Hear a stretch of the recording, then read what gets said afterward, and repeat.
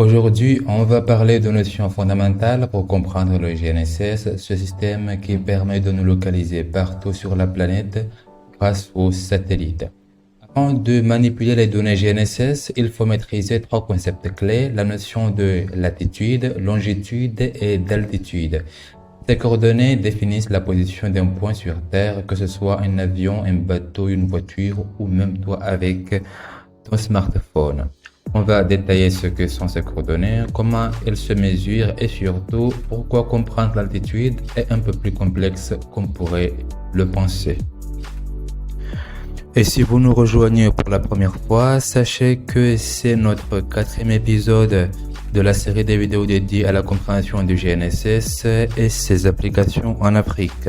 Nous allons d'abord nous intéresser à la forme que vous voyez ici, ce globe. Eh bien, ce globe, là je suis sur Google Earth. Eh bien, ce globe est une représentation numérique de la Terre qui est basée sur un modèle mathématique appelé ellipsoïde ou bien sphéroïde. C'est une forme géométrique qui est lisse et qui est un peu aplatie au pôle. Si j'affiche les pôles ici, je suis au pôle nord et le pôle sud. Donc c'est lisse et c'est aplati au pôle. Et c'est une approximation de la forme réelle de la Terre. Maintenant, pourquoi on a besoin d'une forme de modèle mathématique? Eh bien, on sait que la Terre n'a pas une forme qui est parfaitement sphérique, donc c'est légèrement aplati au pôle. Et de plus aussi, la Terre n'est pas lisse. Okay? La Terre a une forme qui est irrégulière. Il y a des océans, des montagnes et des vallées, etc. Et pour les calculs de distance, de position, ou tout simplement pour pouvoir afficher des cartes, on a besoin des modèles, on a besoin d'un modèle qui est simple et qui est bien défini. Eh bien, cet ellipsoïde que vous voyez ici, c'est ce compromis. Il est assez précis pour la plupart des usages et il est également mathématiquement manipulable. D'ailleurs, c'est pourquoi dans la plupart des applications, vous verrez que la Terre est représentée sous cette forme. Donc, c'est une approximation de la forme réelle de la Terre basée sur le modèle mathématique appelé ellipsoïde. Donc, une fois que ça c'est fait, on peut commencer notre vidéo. Eh bien, pour repérer un point partout sur la Terre, on a besoin de connaître ses coordonnées. Eh bien, ici, on parlera en termes de... Si on parle de coordonnées ici, on fait référence tout simplement à la latitude, la longitude et l'altitude.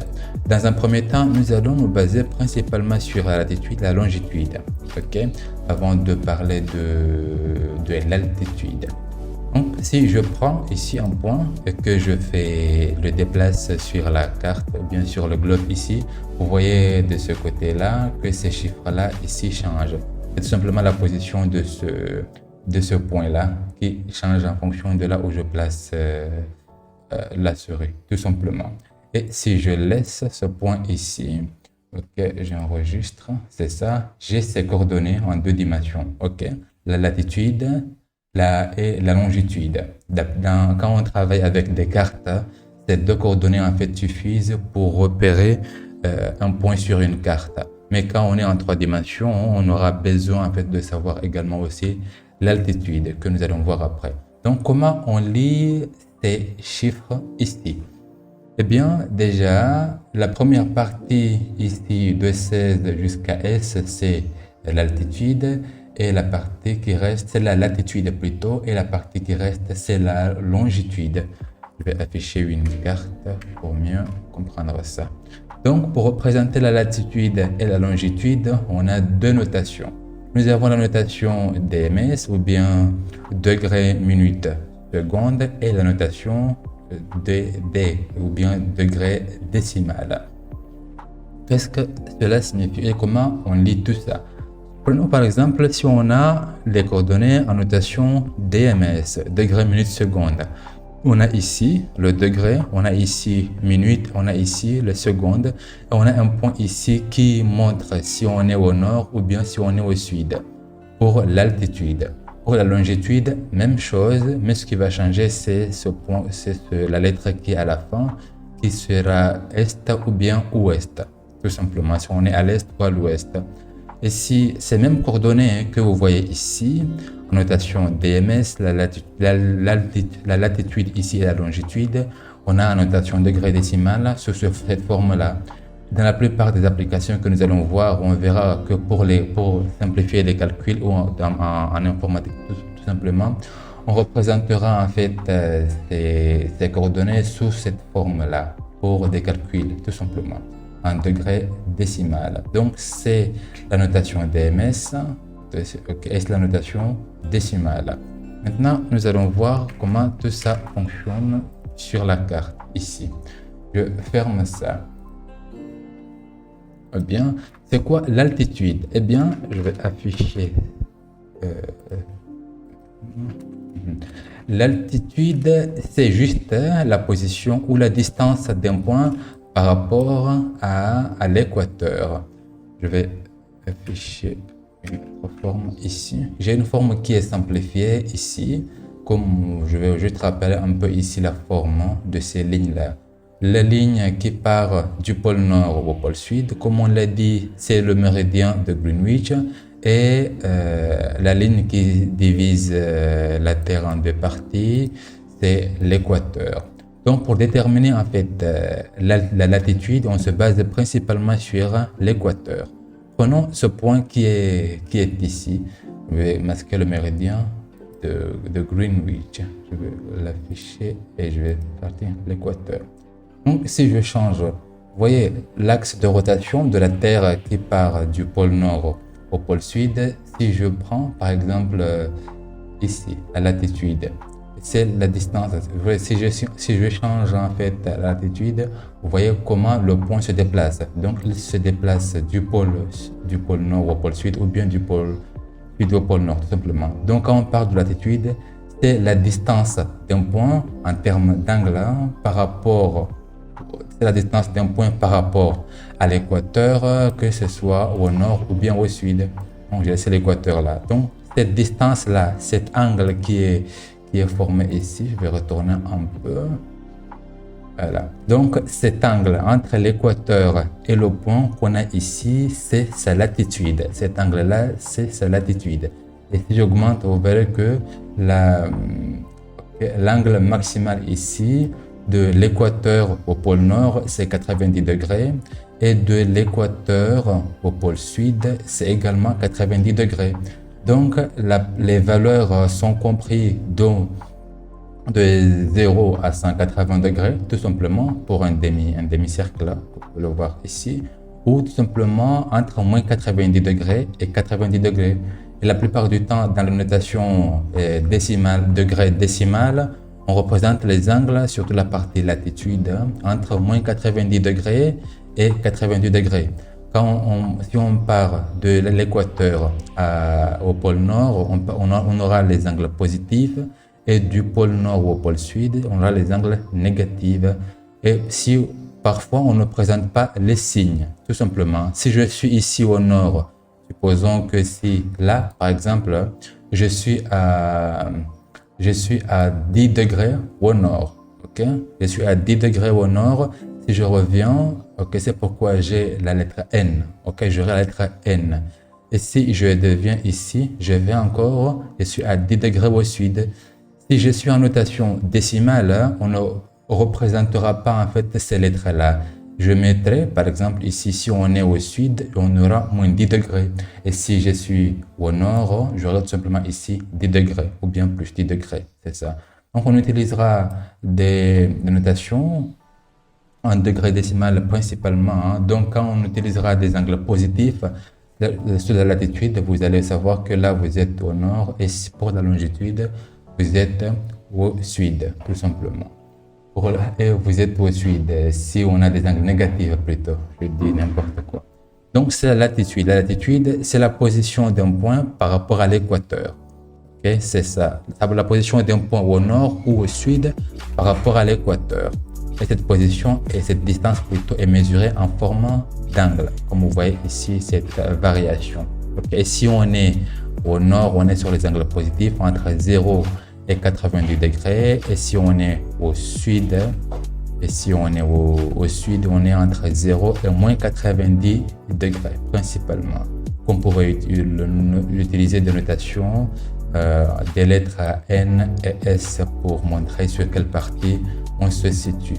Okay. Et donc les angles sont de 90 degrés au sud et 90 degrés au nord, tout simplement, ou bien de 90 degrés, moins 90 degrés à 90 degrés. C'est pour la latitude. La longitude, même chose, c'est la distance d'un point par rapport au méridien de Greenwich. Vous voyez ce méridien qui est ici. Je déplace la longitude. Ici, vous voyez également que c'est aussi un angle. Okay, donc, c'est... Je vais retourner ce point. Ici, voilà. Voilà, 0. Donc, la longitude, c'est la distance, ou bien c'est la position du point par rapport au méridien de Greenwich, ou à l'est, ou bien à l'ouest. Vous voyez ici. Donc, si je fais circuler le point là. Donc, même chose, si je fais le tour ici jusque là, c'est 180 degrés, c'est un demi-cercle.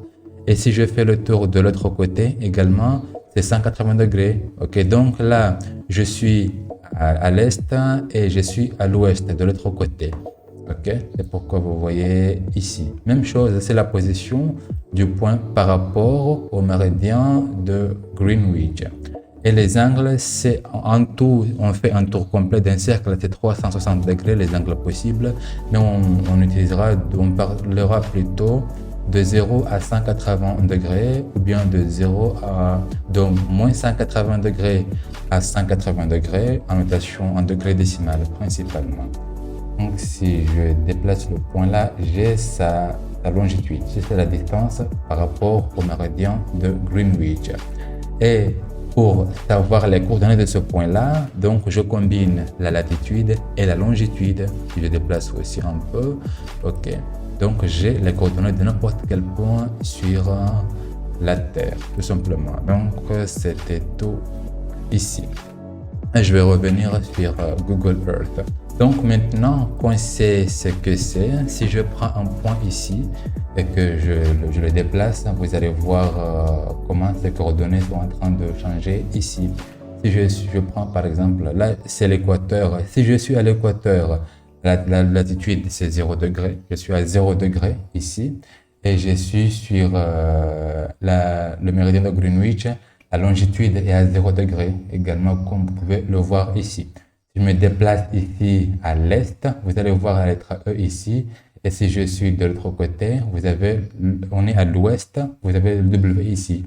L'ouest, c'est ouest en anglais. Même chose, si je suis ici au-dessus, vers le pôle nord, simplement, si je suis vers le pôle nord, vous allez voir ici, si je suis vers le pôle nord, vous allez voir la lettre N ici. Et si je suis au sud, j'ai cette lettre également. Donc, c'est comme ça que fonctionne c'est comme ça que sont représentées plutôt la latitude et la longitude. Okay. Maintenant, nous allons passer à la notion d'altitude. L'altitude représente la hauteur d'un point par rapport à une surface de référence. Mais en GNSS, c'est pas aussi simple qu'on pourrait l'imaginer. Pour la surface de référence, il existe plusieurs surfaces de référence, mais nous, ce qui nous intéresse ici, ce sont les deux. Il y a la surface de référence, l'ellipsoïde. Comme on a dit, le modèle de la Terre qu'on a vu précédemment se base sur un modèle mathématique, qui est un modèle qui est lisse, qui est juste une approximation de la forme de la Terre. Donc, on peut utiliser cette surface-là comme surface, on peut utiliser ce modèle-là comme surface de référence. Mais il y a également le géoïde, qui est la surface réelle du niveau moyen de la mer, issue des variations du champ gravitationnel. Donc, quand on parlera d'altitude en notion en GNSS, on a deux types d'altitude. On a l'altitude ellipsoïdale et l'altitude orthométrique. L'altitude ellipsoïdale, c'est la distance verticale entre le point mesuré et l'ellipsoïde de référence, donc le modèle mathématique de la Terre, et c'est l'altitude directement qui est fournie par un récepteur GNSS. Vous avez également ici l'altitude orthométrique. qui est la hauteur réelle par rapport au niveau moyen de la mer. On appelle également le géoïde. Et c'est l'altitude qui est utilisée en aviation et en topographie. Maintenant, pourquoi cette distinction est très importante? Eh bien, la Terre n'est pas une sphère qui est parfaite. Et le géoïde peut s'éloigner de l'ellipsoïde de plusieurs dizaines de mètres selon les endroits là où on se trouve. Ainsi, l'altitude ellipsoïdale peut être différente de l'altitude orthométrique, parfois de plusieurs dizaines de mètres, ce qui est crucial à comprendre pour éviter en fait les erreurs de la navigation. Maintenant, comment passer de l'altitude ellipsoïdale à l'altitude orthométrique? Il faut utiliser la hauteur géoïdale, qui représente la différence entre l'ellipsoïde et le géoïde. Et l'altitude orthométrique, l'altitude réelle que nous voulons, c'est l'altitude ellipsoïdale moins la hauteur géoïdale. Et cette correction permet d'avoir une altitude cohérente avec le niveau de la mer. Mais en pratique, qu'est-ce qui se passe dans un récepteur GNSS? La plupart des récepteurs GNSS grand public affichent l'altitude ellipsoïdale, parfois corrigée automatiquement selon des modèles géoïdaux qui sont intégrés. Les récepteurs professionnels ou des logiciels de post-traitement appliquent cette correction automatiquement pour fournir l'altitude orthométrique. Donc c'était tout pour cette vidéo. Donc en combinant la latitude, l'altitude et la longitude, nous avons donc nos coordonnées GNSS qui sont au complet. Ce sont les trois là qui sont très importants pour en fait représenter un objet dans la surface en 3 dimensions, comme dans le monde réel. Mais souvent quand on travaille en 2 dimensions avec les cartes, on a juste besoin de la latitude et de la longitude. Ces deux-là sont suffisants pour représenter en fait un point. Et nous verrons ça dans les prochains épisodes.